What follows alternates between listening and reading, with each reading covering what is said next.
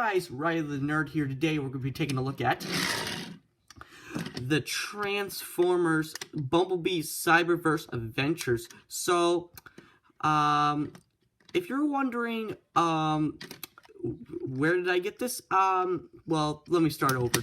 This was, I didn't buy this figure. This has been in my Transformers bin for a very long time. Remember when I said in the Starscream Transformers Studio Series review, like the newer one, I said that I did a really old review and nobody was really watching and the lighting was terrible, but it's basically kind of like this. It was double review of this guy and the Transformers Studio Series Starscream. So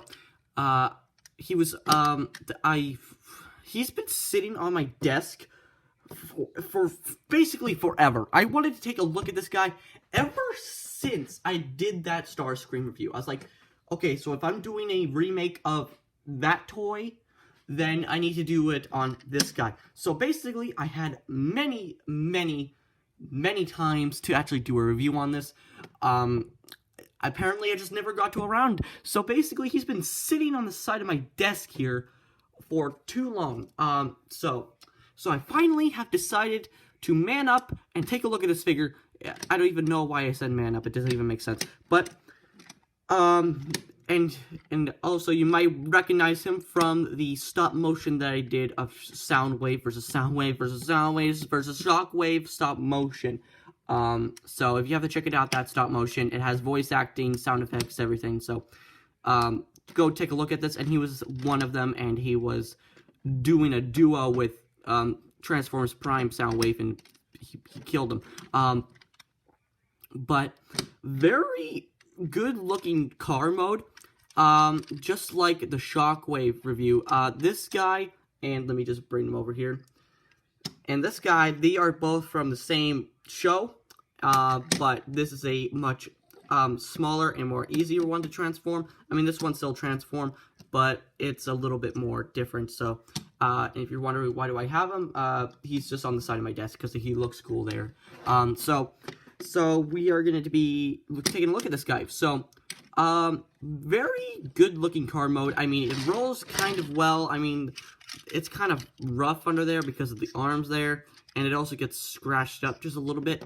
And then on the back you have the Decepticon logo, and then you have the kind of G1 shoulder cannon. So that's pretty cool. And then you have some black windows to make it look kind of like threatening, because clear windows don't really look well, but if you just put them like the side, that looks very threatening. And also on the camera, it looks really dark blue, but in person, it's kind of a lighter, darker blue. But, whatnot. So there's nothing to be said here. I mean, it's just a car. I have not watched the show, and I don't plan to, but what I've known is that basically he is, I don't know if I'm messing this up, but what I've heard is that he has Laserbeak and a bat in the show, and basically the bat guy can transform into like a guitar, and I hate that. So I hate Soundwave in that show, so just because of that, and I hate it. But I got this figure because it's Soundwave, and I just love Soundwave. So how to transform this guy? We're just diving right in, I guess. So we're gonna split this apart, the front, turn it around like so, and then you have an upper body of a torso. Go around this way, bam, bam, then you just have to do that, split this apart, snap that in, and then turn it around, and fold that out, and bam, now you have Soundwave in his robot mode. And if you're wondering why is he, oh my god, stupid stand, I need to get a new stand. I actually need to get a new stand. So bam, if you're wondering why he's like a hunchback, because that has happened over time, and also that has happened over time. Only the legs are loose. Everything else is perfectly fine. If everything's not loose, I mean, it's not annoyingly loose like the legs here, and also his thing doesn't want to tab in. But it kind of makes it hard for me to love this guy. I mean, I liked this figure. I actually liked him until over time this happened, and I don't know how to make the joints like tight again. So if you have any suggestions in the comments of how to tighten up these ball joints here, can you free to leave a comment. But I mean, it looks very nice, especially like the face. The face is very classic Soundwave, very nice, and I like how it has, I thought, in the original review, I thought that he was like a freaking, what's it called, an ambulance because of these, but nope, that's just like sound waves. Get it, because it's Soundwave, on the back here, basically no kibble, and I don't like how he's kind of thick on the back. That is a backpack if I ever seen one. But I actually, just the front looks very nice. I mean, if he wasn't annoyingly loose with the legs, I can get him into some pretty decent poses. But for right now, that's gonna happen. That's just gonna happen. But we are not going to look at the legs. We're going to look at the articulation. No head articulation ever. And basically for the arms, they're on a ball joint. So, you know, your rotation in and out, classic. And then you have a bend at the elbow, and that's pretty much it. And basically I guess you can call that a butterfly joint. But I don't want to.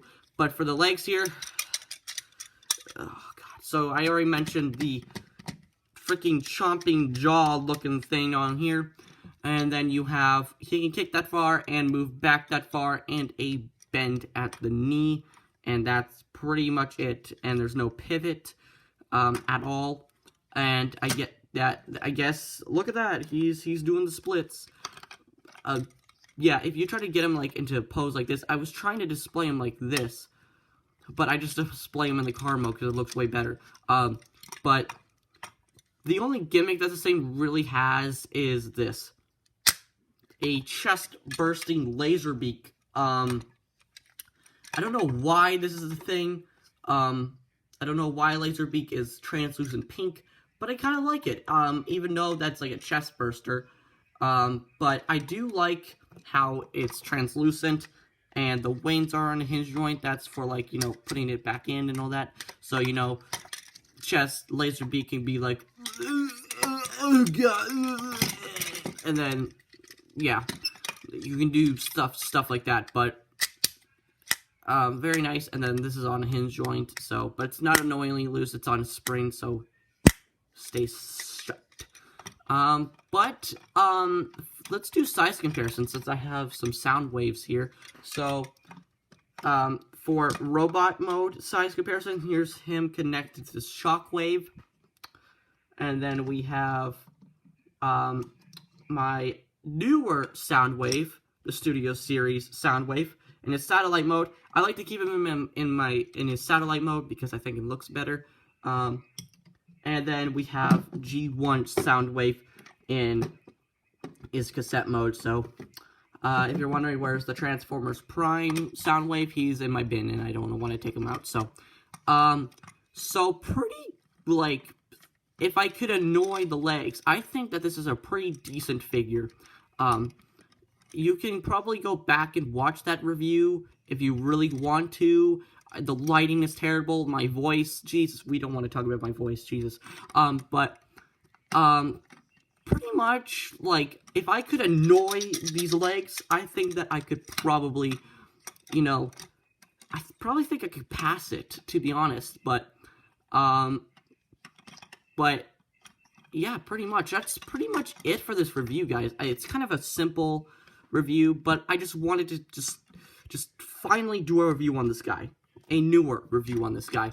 And give my all-out opinion. But like I said before, if the legs weren't floppy, it would probably be a great figure. It would probably be a good figure. Not great, not awesome, not spectacular, not blow your mind crazy, but good. But since the legs are floppy, I have to give it a basically you tried very well. You tried, and you succeeded on a figure, but you made the legs wobbly, and so very nice, I guess. But pretty much that's gonna be it for this review, guys. So you can like, comment, subscribe, do whatever. I don't really care, but you all know what time it is. So bye, guys.